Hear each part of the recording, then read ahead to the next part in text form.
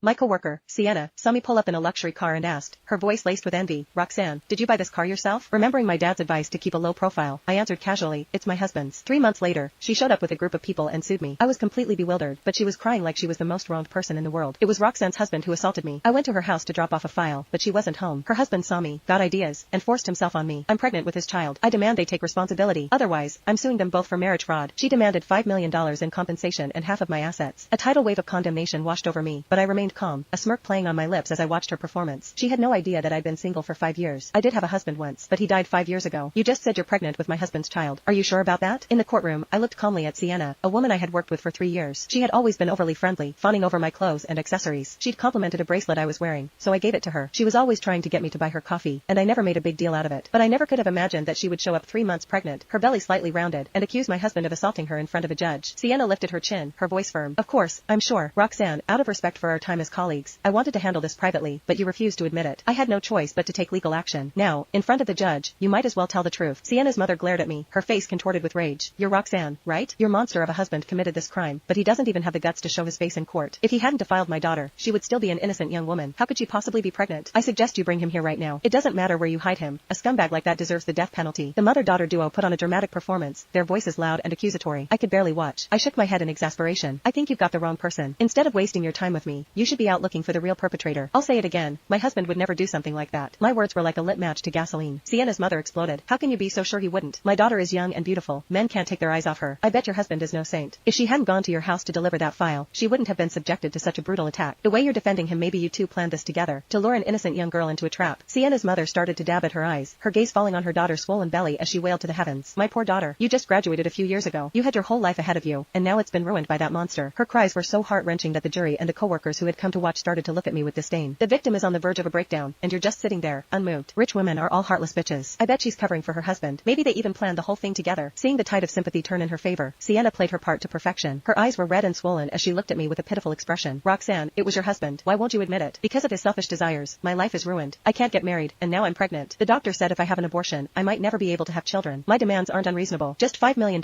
for emotional distress and a share of your assets. After all, I'm carrying your husband's child. Your family is well off. Can't you spare that much? A smirk played on my lips. There it is. The real you is finally showing. This has always been about money, hasn't it? Just pin a crime on me that's impossible to disprove. Sienna, you're more cunning than I gave you credit for. My words hit their mark. A flicker of panic crossed her face, but she quickly masked it. I am the victim here. Am I not allowed to seek justice for myself? Roxanne, how can you be so cruel? Do you have any conscience at all? If you're just going to slander me like this, I might as well just end it all right here.